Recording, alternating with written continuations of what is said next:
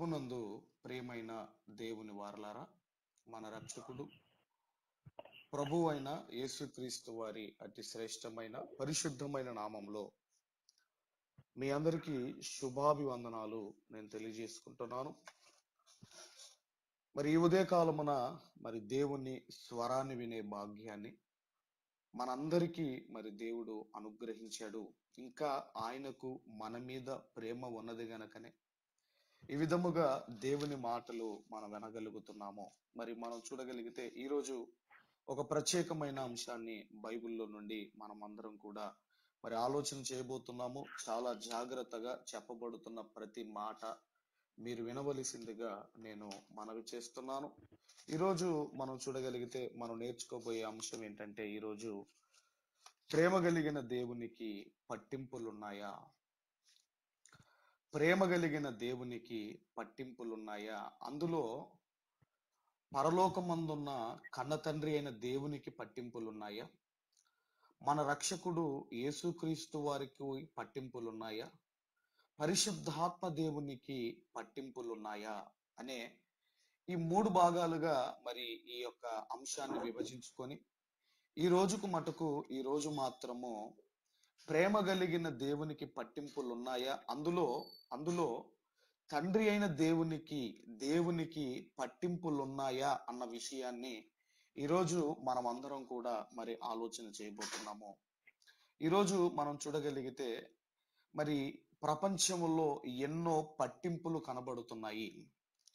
వయస్సు మీద పడే కొద్దీ కొన్ని పట్టింపులు మనం చూస్తుంటాము. ఏంటంటే పట్టింపులు, వాళ్ళతో ఎందుకు మాట్లాడుతున్నారని గాని, వారితో ఎందుకు మాట్లాడరని గాని కొన్ని పట్టింపులు అనేటివి మనం చూస్తూ ఉంటాము. అంటే మాట్లాడినా తప్పనుకుంటారు, మాట్లాడకపోయినా తప్పనుకుంటారు. మనుషులలోని పట్టింపులు ఎదుటి మనిషికి ఇబ్బందికరముగా కనబడుతూ ఉంటాయి. మన ఇంట్లో కూడా పెద్దలకు కొన్ని పట్టింపులు, కొన్ని పద్ధతులు వారు మన ఇంట్లో ఉన్న పెద్దలు, వృద్ధులు చెబుతుంటారు. ప్రపంచంలో ఉంటున్న ఈ పట్టింపులు ఎంతవరకు సబబని కొందరిని మనం అడగగలిగితే ఏమంటారంటే, ఈ పట్టింపులు మంచివని కొంతమంది అంటారు. మరికొంతమంది పట్టింపులు ఉంటే తప్పేంటని మరికొంతమంది మాట్లాడుతుంటారు. అయితే మన ఇంట్లో ఉన్న పెద్దలకే పట్టింపులు, పద్ధతులు ఉన్నప్పుడు దేవునికి కూడా ఏమైనా పట్టింపులు ఉన్నాయా? ఒకవేళ మన తండ్రి అయిన దేవుడు ఇలాంటి పట్టింపులు కలిగి ఉన్నాడేమో, తన పిల్లలుగా ఏమైనా సూచనలు ఇవ్వాలని దేవుడు ఏమైనా అనుకుంటున్నాడా అని ఈరోజు మనం అందరము కూడా ఆలోచన చెయ్యాలి. ఎందుకంటే అప్పుడప్పుడు పెద్దల పట్టింపుల వలన మనకు విసుగు అనేది వస్తుంది. ఎందుకు మా నాన్న ఇలా చెబుతున్నాడు, ఈయనకి ఎక్కడ పని లేదు అని పెద్దలు, వృద్ధులు చెప్పేటివి కొన్ని వాళ్ళ పద్ధతులను బట్టి, వారి పట్టింపులను బట్టి మనకు విసుగు అనేది వస్తుంది. కానీ బైబిల్ గ్రంథంలోనికి వెళ్ళి మనం చూడగలిగితే దేవుడు ఏమని మాట్లాడుతున్నాడో బైబిల్ గ్రంథంలో మీరు అందరూ తెరిచి తిమోతి గారికి రాసిన మొదటి పత్రిక, అపోస్తులుడైన పౌలు గారు తిమోతి గారికి రాసిన మొదటి పత్రిక 5వ అధ్యాయము మొదటి వచనాన్ని దయచేసి అందరం కూడా చదువుకుందాము. వృద్ధుణ్ణి గర్దింపక తండ్రిగా భావించి అతనిని హెచ్చరించుము. అంటే వృద్ధులను, పెద్దలను గర్దింపకూడదు అంటున్నాడు. ఎందుకంటే వృద్ధులు, పెద్దలు అనుభవించి అనుభవాలలో నుండి వారు ఏదైనా చెబుతారు. వారి జీవితాలలో అనుభవించి మేలైనది చెప్పగలిగేవారు వృద్ధులు.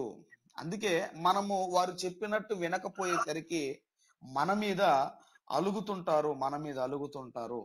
అంటే మనకంటే పెద్దలు చెప్పినప్పుడు మనం వినాలి. ఎందుకంటే పెద్దలు అనేవారు, ఆ వృద్ధులు అనేవారు అనుభవాలలో నుండి అనుభవించి మంచిది చెబుతుంటారు. కాబట్టి తప్పకుండా వృద్ధులు చెప్పినప్పుడు మనం వినాలి. వృద్ధులు చెప్పినప్పుడు మనం వినాలి. ఎందుకు వీళ్ళకి ఈ పట్టింపులు ఎందుకని మనం బాధపడుతూ ఉంటాం. కానీ వాళ్ళ అనుభవాల్లో నుండి చెబుతారు కాబట్టి తప్పకుండా మనం వినవలసిన వారమై ఉంటున్నాము. ఇంకా కూడా వృద్ధుల గురించి మాట్లాడుతూ ఏమంటున్నాడో ఒక్కసారి మీరు చూడగలిగితే యోబు గ్రంథము 12వ అధ్యాయము, పరిశుద్ధ దేవుని గ్రంథంలో నుండి యోబు గ్రంథము 12వ అధ్యాయము 12వ వచనము మనము చూడగలిగితే 12వ వచనము, వృద్ధుల యొద్ద జ్ఞానమున్నది, వృద్ధుల యొద్ద జ్ఞానమున్నది, దీర్ఘాయు వలన వివేచన కలుగుచున్నది. ఇక్కడ అంటున్నాడు వృద్ధుల యొద్ద జ్ఞానమున్నది అంటున్నాడు. ఎందుకు జ్ఞానం ఉన్నది అంటున్నాడు? ఎందుకు జ్ఞానం ఉన్నది అంటున్నాడంటే ఇక్కడ మనం చూడగలిగితే మనం అనుభవిస్తున్న సమస్యలు ఏవైతే ఉన్నాయో, ఇబ్బందులు ఏవైతే ఉన్నాయో వృద్ధులు ఆల్రెడీ వారి జీవితంలో అనుభవించారు. వారి జీవితంలో అవి అనుభవించే మేలైనవి చెబుతుంటారు. మేలైనవి చెబుతుంటారు గనకనే వృద్ధుల యొద్ద జ్ఞానమున్నది అంటున్నాడు. మరి అలాంటిది మనం చూడగలిగితే మన కుటుంబంలో మన పెద్దల దగ్గరే, మన వృద్ధుల దగ్గరే పట్టింపులు ఉంటున్నప్పుడు మన కన్నతండ్రి అయిన దేవునికి ఏమైనా పట్టింపులు ఉన్నాయా? మన కన్నతండ్రి అయిన దేవునికి ఏమైనా పట్టింపులు ఉన్నాయా అని మనం ఆలోచన చేయగలిగితే దేవుని మనస్సును ఈరోజు మనం పట్టుకోగలగాలి. అది దేవుని కుమారుడిగా, దేవుని కుమార్తెగా అది మన బాధ్యత.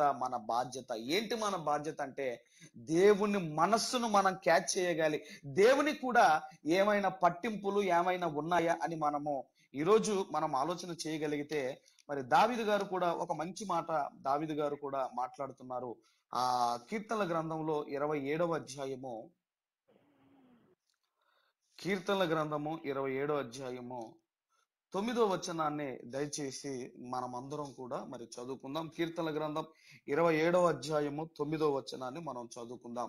నీ ముఖమును నాకు దాచకుము, కోపము చేత నీ సేవకుని త్రోలివేయకుము, నాకు సహాయుడవు నీవే, రక్షణకర్తయగు నా దేవా, నన్ను దిగనాడకుము, నన్ను విడవకము.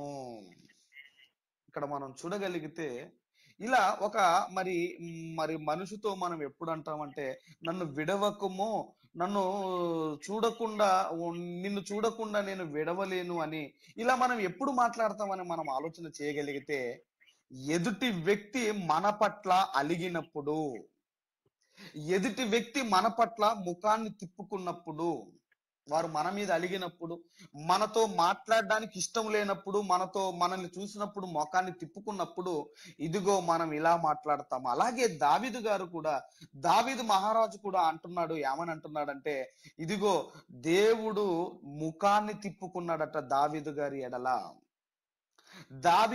ఎడల దేవుడు ముఖాన్ని తిప్పుకున్నాడట. ఇంకేమంటున్నాడంటే ఇక్కడ మనం చూడగలిగితే, దేవా నేనేమైనా చేశానా? నా మీద నీవు ఎందుకు అలిగావు? నీ ముఖాన్ని నా ఎడల నీవెందుకు తిప్పుకున్నావు అంటే మీరు ఏదైతే నా ఎడల ఇదిగో చూడాలి అనుకుంటున్నారో అది దేవునికి కనబడకపోయేసరికి ఇదిగో దేవుడు దావీదు గారి ఎడల ముఖాన్ని తిప్పుకున్నాడు, అలిగాడు. దేవా నా ఎడల ఎందుకు అలిగావని దావీదు మహారాజు ఇదిగో ప్రార్థన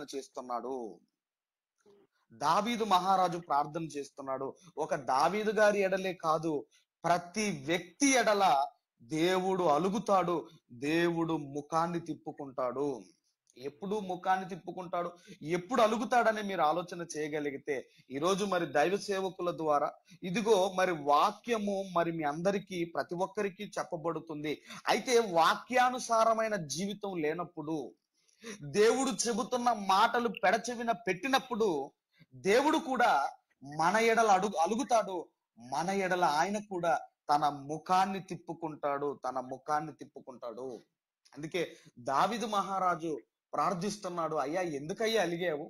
ఎందుకయ్యా నీ ముఖాన్ని నా ఎడల తిప్పుకున్నావని దావీదు గారు ఇదిగో ప్రార్థన చేస్తున్నాడు. అలాగే యోబు గ్రంథంలోనికి వెళ్ళి కూడా ఒక మాట మనం చూడగలిగితే 34వ అధ్యాయము, యోబు గ్రంథము 34వ అధ్యాయము 29వ వచనాన్ని దయచేసి మనము చదువుకుందాం. 29వ వచనాన్ని మనం చదువుకుందాము. ఆయన సమాధానము కలగజేసిన ఎడల శిక్ష విధింపగలవాడెవడు? ఆయన తన ముఖమును దాచుకొనిన ఎడల ఆయనను చూడగలిగిన గలవాడెవడు?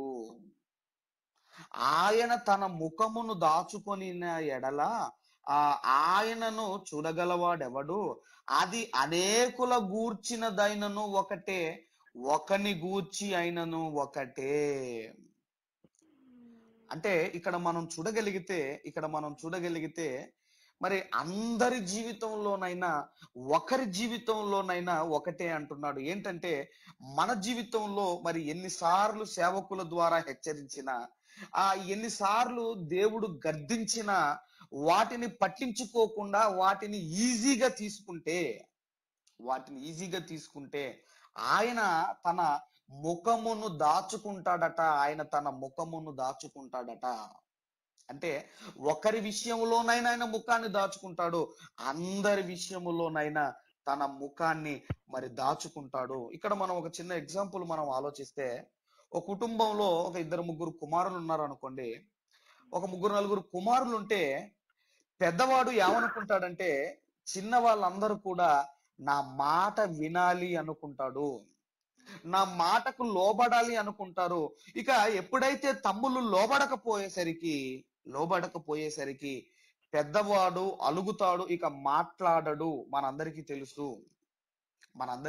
ఇక్కడ కూడా దేవుడు ప్రేమ కలిగిన వాడే, దేవుడు కరుణ కలిగిన వాడే, దేవుడు కరుణామయుడే. కానీ దేవుని మాట వినకపోయినా, దేవుని మాటల మన జీవితంలో లేకపోయినా దేవుడు కూడా మన ఎడల అలుగుతాడు, దేవుడు కూడా తన ముఖాన్ని మన ఎడల తిప్పుకుంటాడు. ఆయనకు కూడా ఇదిగో ఈ పట్టింపులున్నాయి, ఆయనకు కూడా కొన్ని పట్టింపులున్నాయి.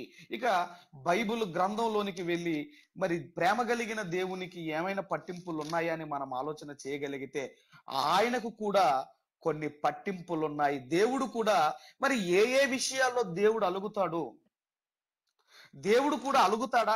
దేవుడు కూడా తన ముఖాన్ని తిప్పుకుంటాడా? దేవుడికి కూడా పట్టింపులు ఉన్నాయా? ఒకవేళ దేవునికి పట్టింపులుంటే ఏ విషయాలలో దేవునికి పట్టింపులున్నాయి? ఎందుకంటే మన కుటుంబీకులలో మన పెద్దలకే పట్టింపులు ఉన్నప్పుడు మరి దేవునికి పట్టింపులు ఉండవు అని మనం ఎందుకు అనుకుంటున్నాం? దేవుడు అలగడు అని మనం ఎందుకు అనుకుంటున్నాము? దేవునికి కూడా పట్టింపులు ఉన్నాయి. ఇక ఒక్కొక్కటి వెళ్ళి మనం చూడగలిగితే, ఒక్కొక్క సందర్భాన్ని వెళ్ళి మనం చూడగలిగితే ముందుగా మొదటి పాయింట్ మనం చూడగలిగితే రోమీలకు రాసిన పత్రిక, అపోస్తులుడైన పౌలు గారు రోమీలకు రాసిన పత్రిక 11వ అధ్యాయము 34వ వచనాన్ని 35వ వచనాన్ని చాలా జాగ్రత్తగా మనము చదువుకుందాము. 34, 35 వచనాలు. ప్రభువు మనస్సును ఎరిగిన వాడెవడు? ఆయనకు ఆలోచన చెప్పిన వాడెవడు? ముందుగా ఆయనకిచ్చి ప్రతిఫలము పొందగలవాడెవడు? ఇక్కడ మనం చూడగలిగితే ఇక్కడ మరి పౌలు గారు మరి మనం ఆలోచన చేయగలిగితే ఏమని మాట్లాడుతున్నాడంటే ప్రభువు మనస్సు ఎరిగిన వాడెవడు అని అడుగుతున్నాడు. అంటే దేవుని మనస్సును ఎవరు క్యాచ్ చేశారు? దేవుని మనస్సును ఎవరు పట్టుకున్నారు? ఆయన మనసు ఏంటంటే ఇంకా చెబుతున్నాడు, ఆయనకు ఆలోచన చెప్పిన వాడెవడు? అంటే దేవునికి ఆలోచన చెప్పిన వారు ఉన్నారా? ఆకాశము నా సింహాసనము, భూమి నా పాదపీఠము అన్నాడు దేవుడు. సమీపింపరాని తేజస్సులో నివసించేవాడు దేవుడు. అలాంటి దేవునికి ఆలోచన చెప్పిన వారు ఎవరైనా ఉన్నారా? మనం ఆలోచన చేయగలిగితే దేవుడు తన జ్ఞానముతో ఎన్నో చేశాడు కదా. ఈ ప్రకృతిని చూసినప్పుడు పర్వతాలు, సముద్రాలు, పక్షులు, జంతువులు ఎన్నో మనకు కనబడుతున్నాయి కదా. తన జ్ఞానముతో ఇన్ని చేశాడు కదా దేవుడు. ఒక చీమ గురించి మీరు ఆలోచిస్తే, చీమ దాని సైజ్ ఎంత మీరు ఆలోచించండి. దాని సైజ్ ఎంత, దానికి ఉన్న కన్నులు ఎంత, దానికి ఉన్న ప్రాణం ఎంత మీరు ఆలోచించండి. ఇంకా మీరు చూడగలిగితే ఒక కోడి చూడండి. ఒక కోడి మరి గుడ్డు, ఆ గుజ్జు ఏదైతే ఉంటుందో ఆ గుజ్జు మీద ఒక పెంకు లాంటిది ఫామ్ అవ్వటం ఏంటి మీరు ఆలోచించండి. అంటే ఇంత జ్ఞానముతో ఎవరు సరితూగలేరు కదా దేవుని జ్ఞానముతో. మరి అలాంటి దేవునికి ఆలోచన చెప్పిన వారు ఉన్నారా అని మనం ఆలోచిస్తే, ఆయనకు ఆలోచన చెప్పిన వ్యక్తులు చాలా మంది ఉన్నారు. అందులో ఒక వ్యక్తి మనకు ఎవరు అంటే, ముందుగా అబ్రహాం గారు కనబడతారు. ఆ తర్వాత మనం చూడగలిగితే మోషే గారు మనకు కనబడతారు. దేవునికే ఆలోచన చెప్పిన వ్యక్తి, 6 అడుగుల ఆకారం కలిగి 60 కేజీల బరువు కలిగిన ఒక మనిషి దేవునికి ఆలోచన చెప్పిన వాడు మోషే గారు. మోషే గారు ఎక్కడ చెప్పాడు, అసలు ఏం చెప్పాడు, దేవునికే ఏం ఆలోచన చెప్పాడు? ఒక మాట మీరు నిర్గమకాండం 32వ అధ్యాయము, నిర్గమకాండం 32వ అధ్యాయము పరిశుద్ధ దేవుని గ్రంథములో నుండి, నిర్గమకాండము 32వ అధ్యాయము 11, 12 వచనాలు దయచేసి జాగ్రత్తగా మనము చదువుకుందాం. నిర్గమకాండం 32వ అధ్యాయము 11, 12 వచనాల్లో మనం చూడగలిగితే, మోషే తన దేవుడైన యెహోవాను బ్రతిమాలుకొని, యెహోవా, నీవు శక్తి వలన బాహుబలము వలన ఐగుప్తు దేశములో నుండి రప్పించిన నీ ప్రజల మీద నీ కోపము మండనేలా, ఆయన కొండలలో వారిని చంపునట్లును భూమి మీద నుండి వారిని నశింప చేయునట్లును కీడు కొరకే వారిని తీసుకొని పోయేనని ఐగుప్తీయులు ఏల చెప్పుకొనవలెను. నీ కోపాగ్ని నుండి మల్లుకొని నీవు నీ ప్రజలకు ఈ కీడు చేయక దానిని గూర్చి సంతాపపడుము అని ఇక్కడ మనం చూడగలిగితే, మోషే గారు దేవునికి సలహా చెబుతున్నాడు, ఆలోచన చెబుతున్నాడు. అయ్యా, వీళ్ళని ఇక్కడ చంపేస్తే ఆ ఐగుప్తీయులు ఏమనుకుంటారో మీరు ఆలోచించండి. వారి దేవుడు విడిపించుకొని వెళ్ళిపోయి అరణ్యంలో చంపడానికే వారిని తీసుకెళ్ళాడని నిన్నంటారయ్యా, నీ కోపము మండనేలా సంతాపపడుమయ్యా అని మోషే గారు మాట్లాడుతున్నారు. చూడండి, మోషే గారు మాట్లాడుతున్నారు. నా ఇల్లంతటిలో నమ్మకమైన వాడు, ఇదిగో సాత్వికుడు అని దేవుని చేత సర్టిఫికెట్ పొందినవాడు. అలాంటి మోషే గారు ఇదిగో ఒక సలహా ఇస్తున్నాడు. ఆ సలహా దేవుడు విన్నాడు. కాబట్టి ఇక్కడ మనం చూడగలిగితే, మరి మోషే గారి యొక్క ప్రార్థన దేవుడు ఎందుకు విన్నాడని మీరు ఆలోచన చేయగలిగితే, ఇదిగో ఎవరైతే దేవుణ్ణి గుండెల నిండా నింపుకొని దేవుణ్ణి హత్తుకొని దేవుని మాట వింటారో దేవుడు ఖచ్చితంగా వారి ప్రార్థన తప్పకుండా దేవుడు వింటాడు. ఇక్కడ దేవుని కుమారుడిగా ఒక మోషే గారు చెప్పిన ఆలోచన, ఇదిగో దేవుడు విన్నాడు. ఇశ్రాయేలు ప్రజలను సంహరించకుండా ఇదిగో దేవుడు తన కోపాన్ని తగ్గించుకున్నాడు, ఒక అడుగు వెనక్కేసుకున్నాడు.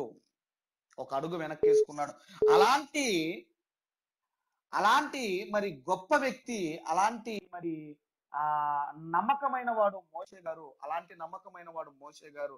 ఆ మోషే గారు ఒక చిన్న పొరపాటు చేశాడు తన జీవితంలో. ఏం చేశాడో మనందరికీ తెలుసు. ఏం చేశాడయ్యా అంటే, సంఖ్యాకాండము 20వ అధ్యాయము 8వ వచనంలో దేవుడేమో బండతో మాట్లాడయ్యా మోషే, అది నీకు నీళ్ళిచ్చును అని మరి మోషే గారితో దేవుడు చెప్పటం జరుగుతుంది. మరి ఎందుకంటే రిఫరెన్స్ మాత్రం రాసుకోండి, మరి అన్ని చదువుకుంటూ పోతే మనకు టైం సరిపోదు కనుక. నిర్గమకాండము 20వ అధ్యాయము,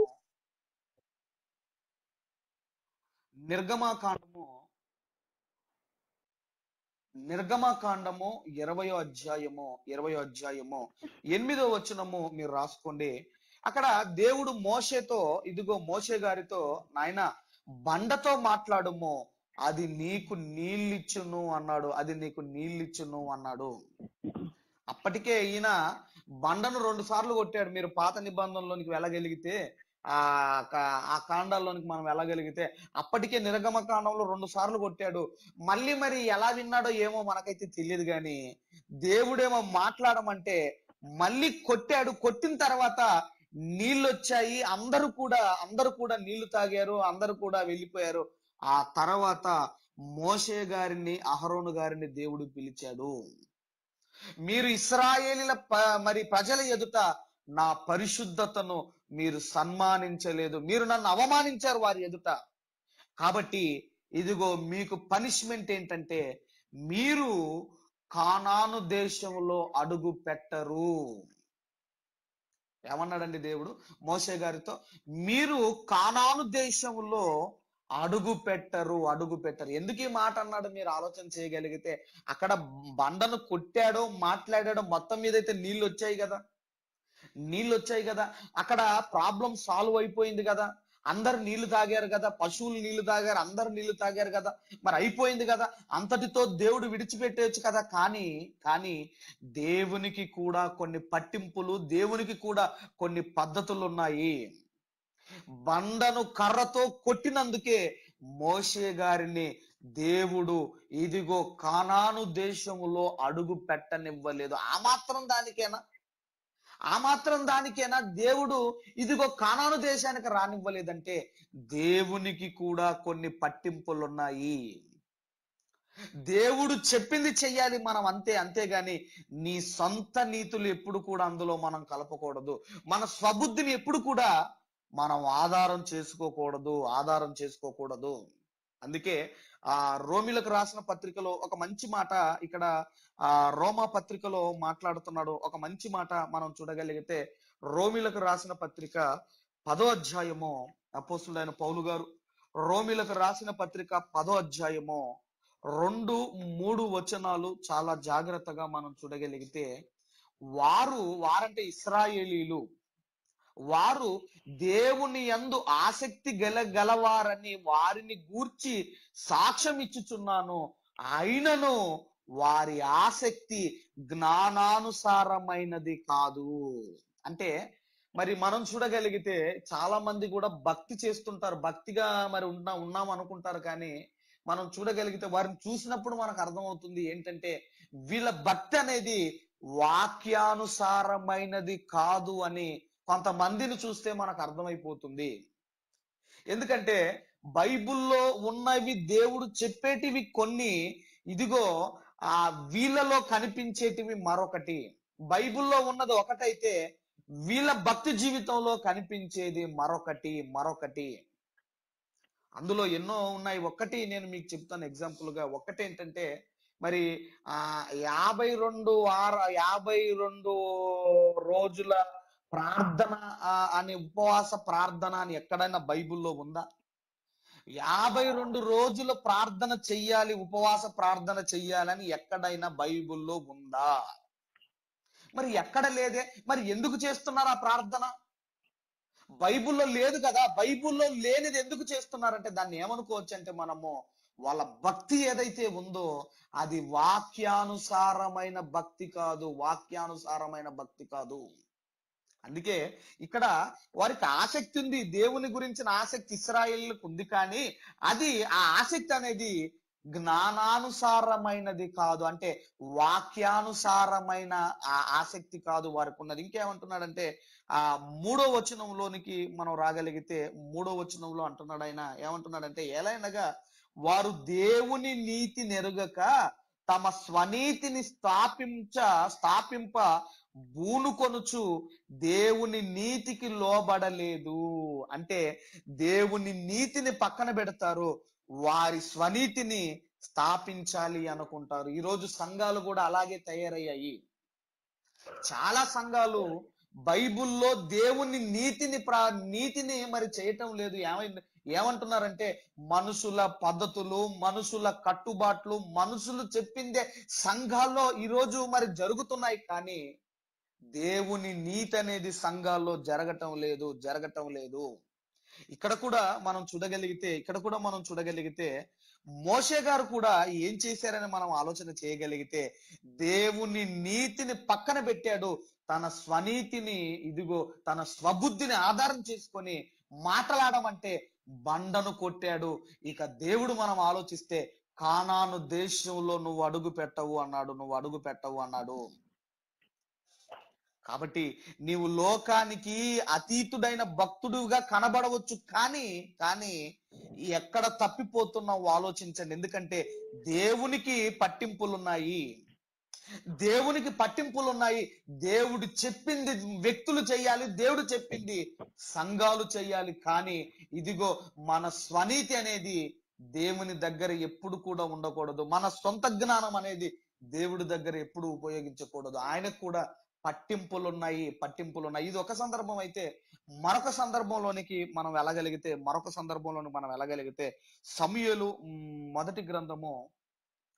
సమూయేలు గారి మొదటి గ్రంథము 15వ అధ్యాయము 21, 22 వచనాలు దయచేసి మనము చదువుకుందాము.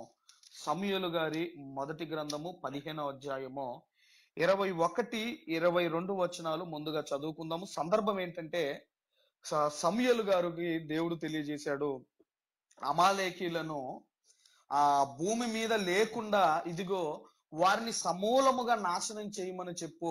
వారి పశువులేమిటి, వారి ఏదైతేనేమిటి, వారి పిల్లల్నేమి, అందరినీ కూడా సమూలముగా నాశనం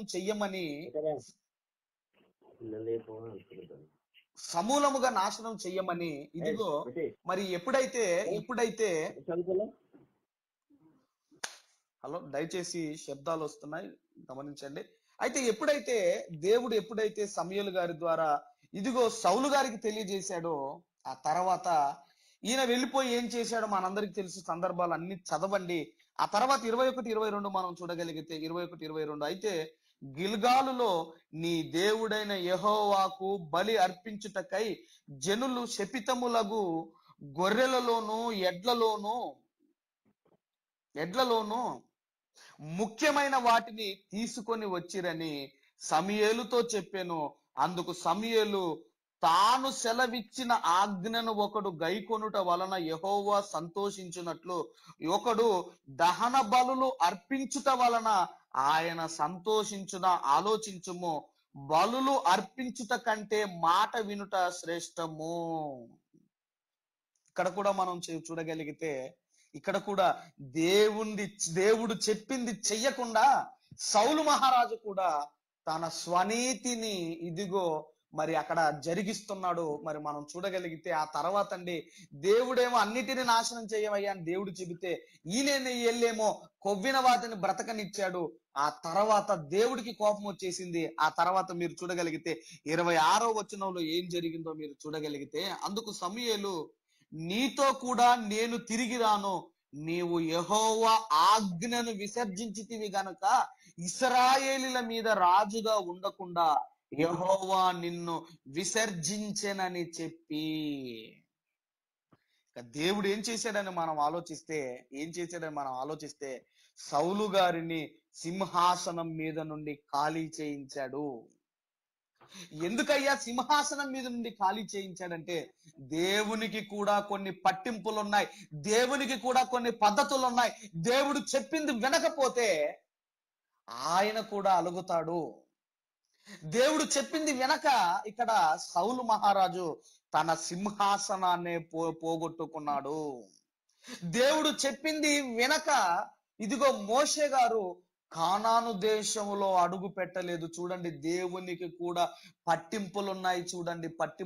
మన కుటుంబంలో వృద్ధులకు పట్టింపులు పద్ధతులు ఉన్నట్టుగానే దేవునికి కూడా కొన్ని పద్ధతులు, కొన్ని పట్టింపులు ఉన్నాయి. చూడండి, తన మాట వినకపోయేసరికి బాధతో ఇక దేవుడు ఏం చేస్తున్నాడంటే సింహాసనం మీద నుండి ఖాళీ చేయించాడు సౌలు మహారాజును. ఆ మాత్రం దానికేనా?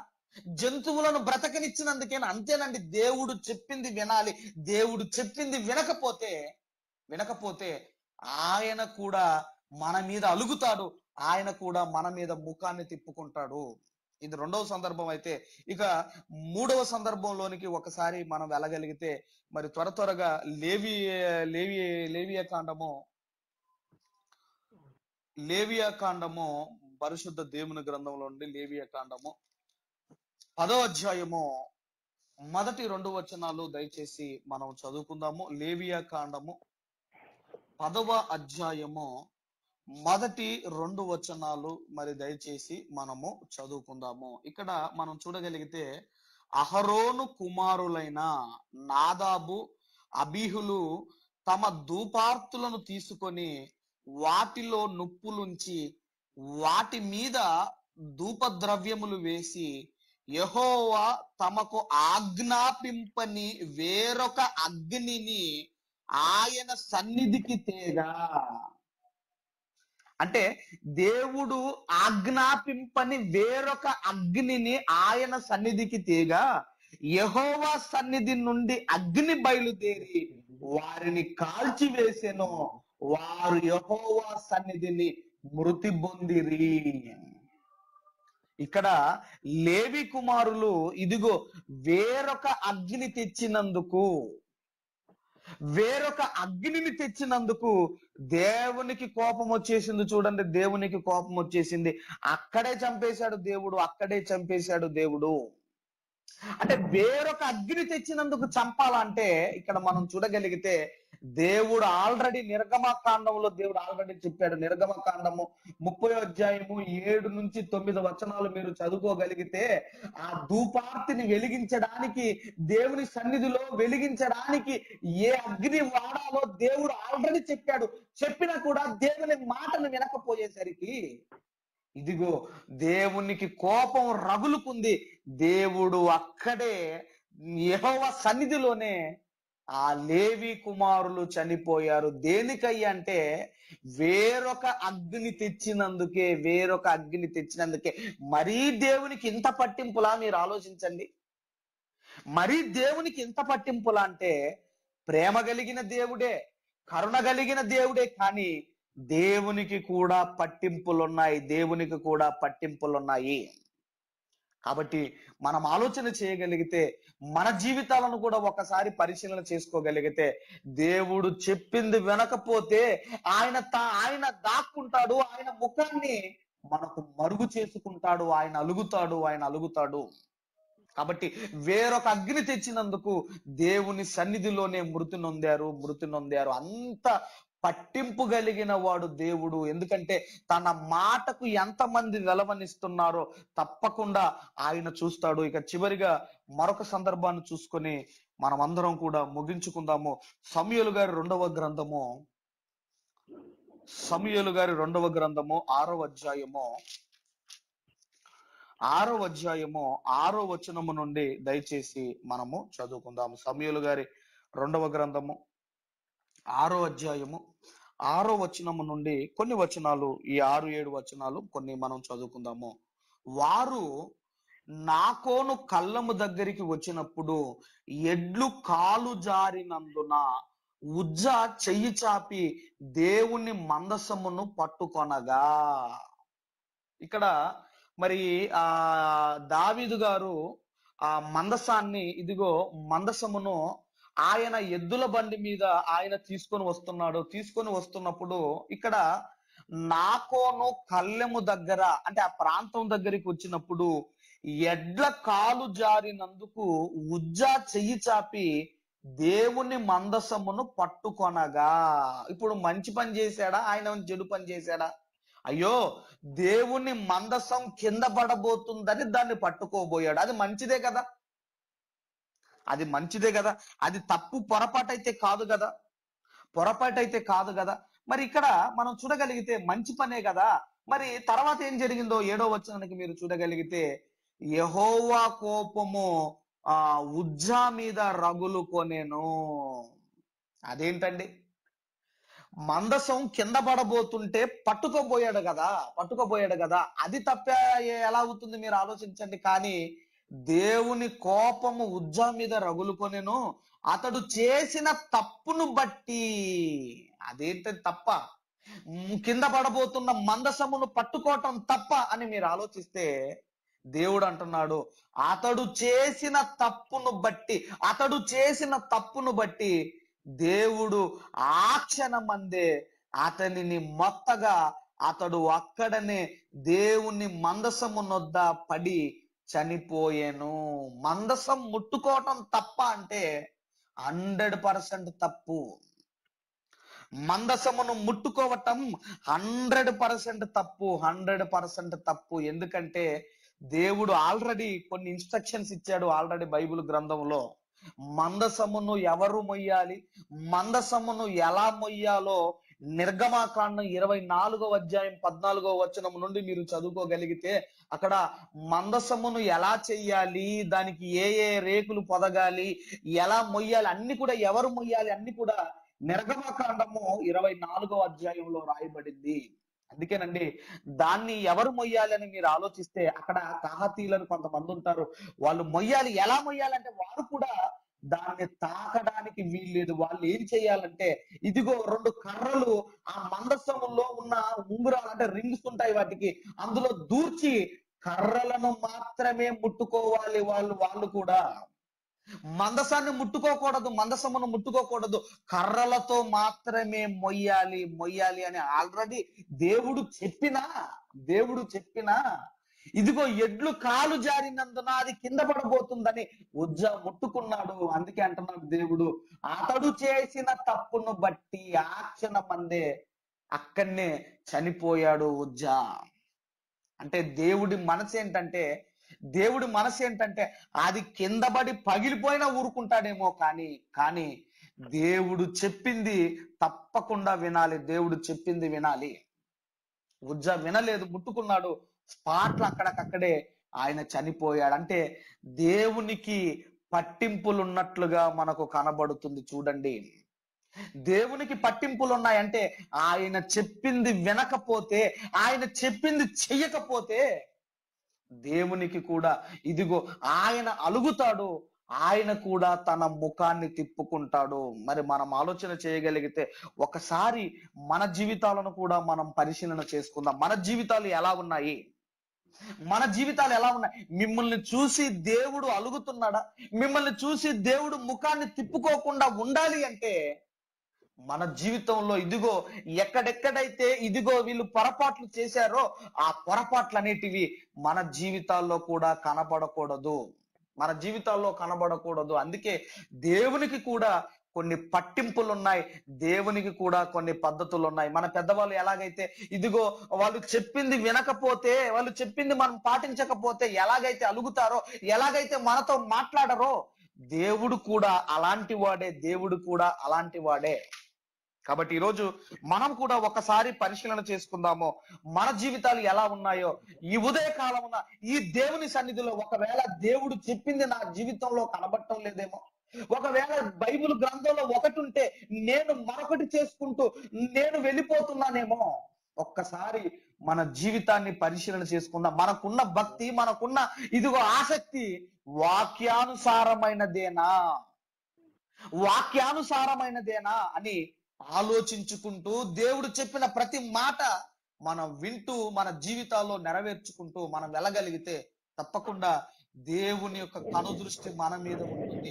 మనం పెట్టే ప్రతి మర దేవుడు ఆయన విని మనకు ప్రతిఫలములు అనుగ్రహిస్తాడు. కాబట్టి ప్రేమ కలిగిన దేవునికి పట్టింపులు ఉన్నాయి. అంటే తండ్రి అయిన దేవునికి పట్టింపులు ఉన్నట్లుగా మనకు కనబడుతున్నాయి. ఈ రోజు మనం చూడగలిగితే మరి భార్య భర్తలు ఎందుకు విడిపోతున్నారో ఈ రోజులలో మీరు ఆలోచించండి. ఎందుకు విడిపోవడానికి గల కారణాలు ఏంటంటే పట్టింపులు. ఎందుకంటే ఈ పట్టింపుల వలన ఈ రోజు మరి భార్య భర్తలకున్న ఈ పట్టింపుల వలన ఈ వీటి వల్ల ఈ రోజు ఇదిగో విడిపోతున్నారు చాలా మంది. ఈ పట్టింపులు ఇవన్నీ కూడా మీరు చూడగలిగితే మనుషులకే పట్టింపులు ఉన్నప్పుడు ప్రేమ కలిగిన దేవునికి పట్టింపులు ఆయనకు కూడా ఉన్నాయి. ఆయన కూడా ఇదిగో పట్టింపులు కలిగిన దేవుడు, పద్ధతులు కలిగిన దేవుడు. కాబట్టి మన జీవితాన్ని ఒక్కసారి ఈ ఉదయ కాలమున ఒకసారి దేవుని సన్నిధిలో పరీక్షించుకుందాం, పరిశీలన చేసుకుందాము. దేవుడు చెప్పింది నా జీవితంలో ఉందా? ఆయన చెప్పింది పక్కన పెట్టి ఇదిగో ఒక సౌలు రాజు లెక్క, ఒక మోషే గారి లెక్క నా స్వనీతిని స్థాపించబూనుకొనుచున్నానా అని ఒక్కసారి పరిశీలన చేసుకుందాము. తర్వాత నెక్స్ట్ వీక్ మరి యేసుక్రీస్తు వారికి పట్టింపులు ఉన్నాయా, అలాగే పరిశుద్ధాత్మ దేవునికి పట్టింపులు ఉన్నాయా, నెక్స్ట్ వీక్ మనం అందరం కూడా నేర్చుకుందాము. ఈ మాటలు మీ హృదయాల్లో దేవుడు ఫలింపజేయునుగాక. ఆమేన్, ఆమేన్. మరి ఈ సమయంలో మన మధ్యలో శ్రీమతి మేరీ